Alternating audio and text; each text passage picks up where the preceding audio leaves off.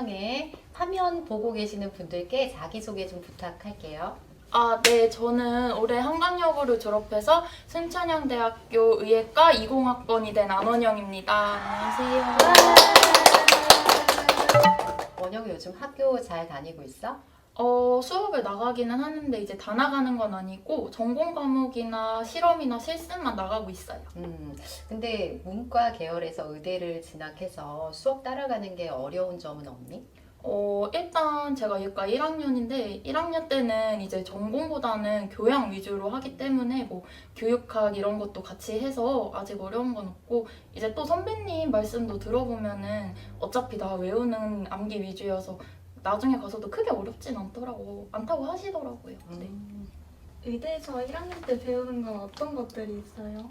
아까 말씀드렸다시피 1학년 때는 이제 교양 수업 같은 거 위주로 해요. 그래서 뭐 독일어나 미술 같은 것도 배우고 이제 전공은 생물학 기초 정도만 나가는 것 같아요.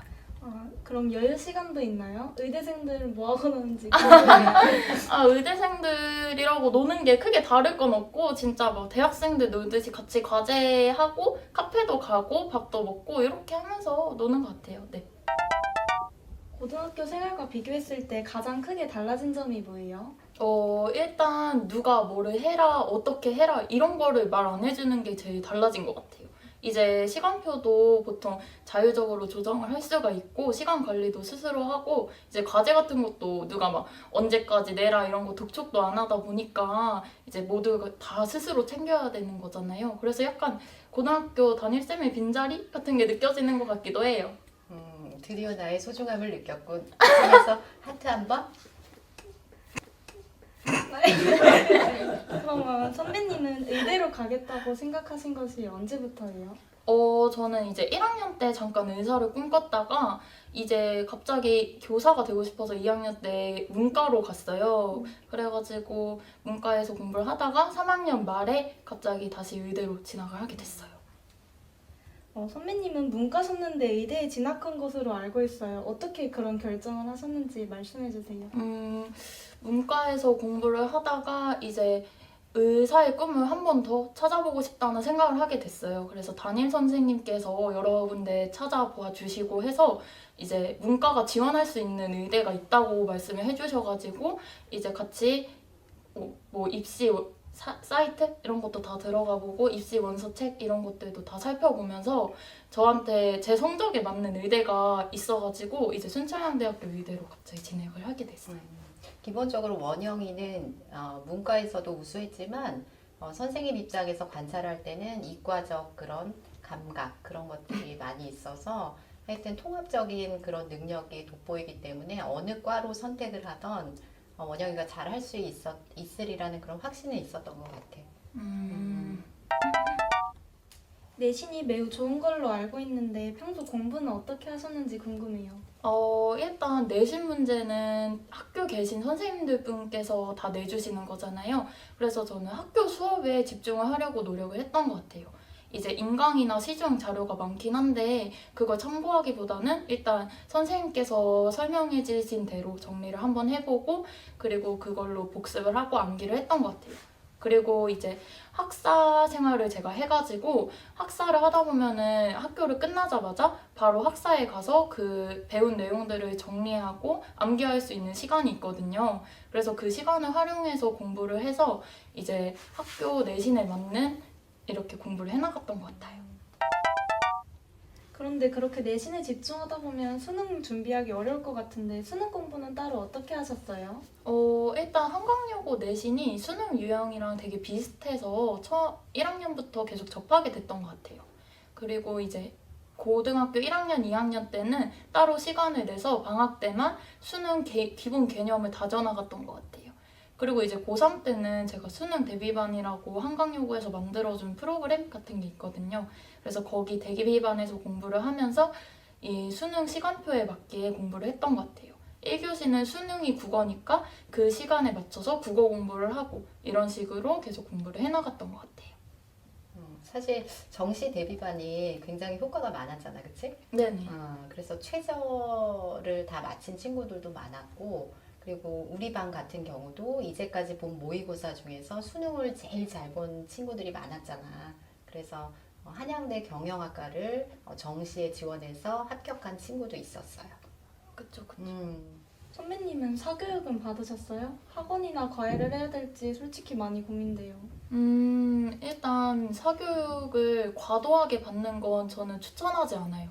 네, 사교육을 받는 게 고등학생 정도 됐으면 이제 스스로 뭐가 부족한지를 알고 어떻게 시간 관리해야 하는지를 스스로가 짜보는 게 중요하다고 생각을 하거든요.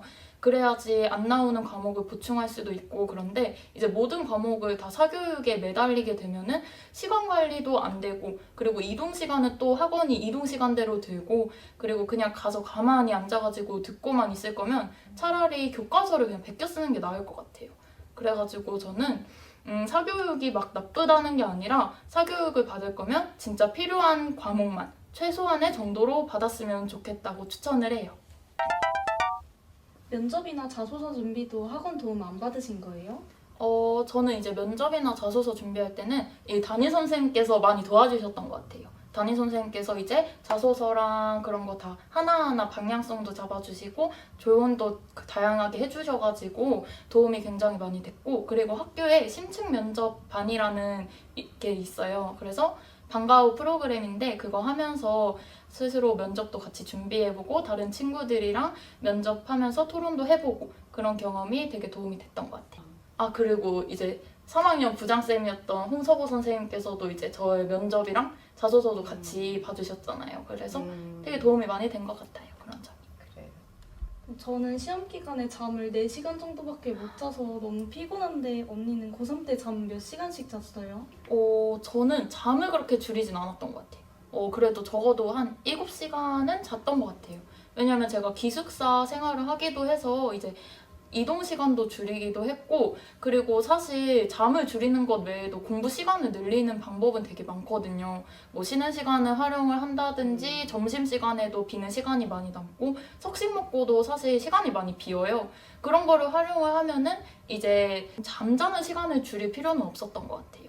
그래서 수업 시간이 중요하다고 아까도 말을 했던 것처럼 수업 시간에는 무조건 깨어있기 위해서 그렇게 했던 것 같아요.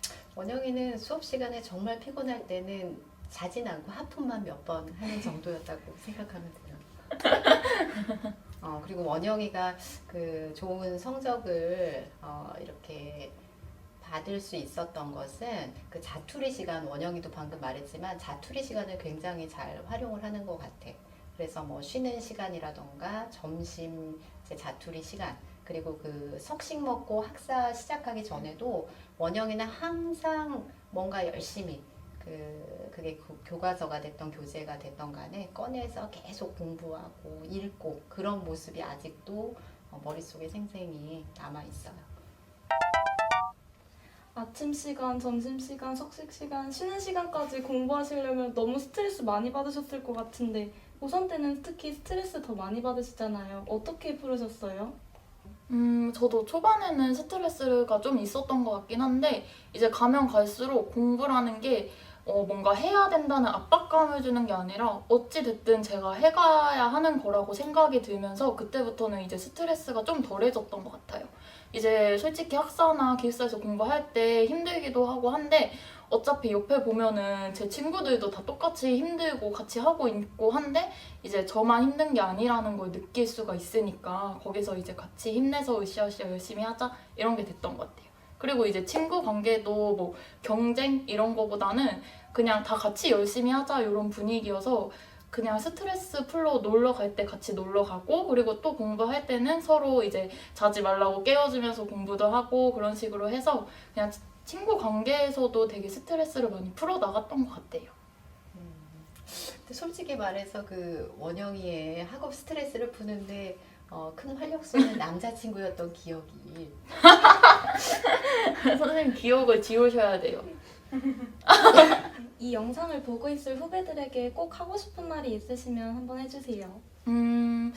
일단 고등학교 선택이라는 게 처음 맞닥뜨려서 자기가 스스로 선택해보는 기회일 텐데 이게 사소해 보일 수 있는데 나중에 대학을 가고 그리고 사회에 나가는 첫 단추라고 생각을 해요. 그래서 스스로에게 어떤 학교가 유리하고 그리고 자기에게 맞을지 그걸 잘 고민을 해서 선택을 해주면 좋을 것 같아요.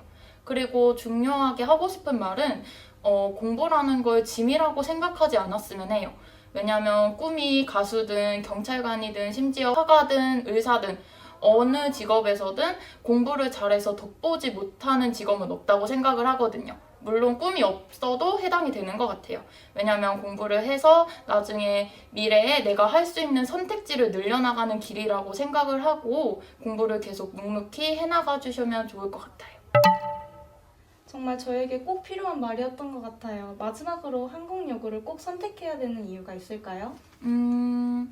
일단 한강여고는 다른 학교랑 다르게 학생과 선생님과의 관계가 되게 좋은 것 같아요. 뭔가 수업만 가르쳐 주신다는 느낌보다는 입시 과정을 같이 해주시고 진심으로 학생들을 챙겨주시는 모습이 저는 되게 감사하기도 하고 고등학교 3년 동안 많이 느껴왔던 것 같아요. 그리고 두 번째는 이제 친구들 관계인데 한강여고는 되게 학생들이 다 성격이 좋고 그리고 무언가 엇나가는 친구들이 없는 것 같아요. 모두가 다 같이 경쟁하는 분위기가 아니라 같이 으쌰으쌰하고 공부하자 이런 느낌으로 나가서 저도 되게 그 과정에서 자극도 받고 발전도 해갔던 것 같아요. 그리고 마지막으로는 입시하는 친구들한테 현실적인 조언인데 한강여고가 타 여학교보다 평택에 있는 타 여학교보다 인원이 되게 많아요. 그게 왜 중요하냐면 다른 학교에는 1등급이 6명 정도가 나올 수 있다면 저희는 이제 인원이 많기 때문에 11명 이런 식으로 가거든요. 그게 높은 내신을 따기에는 굉장히 유리했던 조건인 것 같아요. 저도 이제 그런 점 때문에 이걸 선택하기도 했고요. 그래서 솔직히 좋은 내신을 원하는 친구들이라면 한강여고가 선택하기에 되게 좋은 것 같아요. 그리고 마지막으로는 매점이 되게 크고 급식이 진짜 맛있다는 점. 맞아요, 맞아. 배고픈 걱정은 없죠. 자, 마지막 질문. 다시 태어나도 한강여고? 예스! 한강여고로 오세요.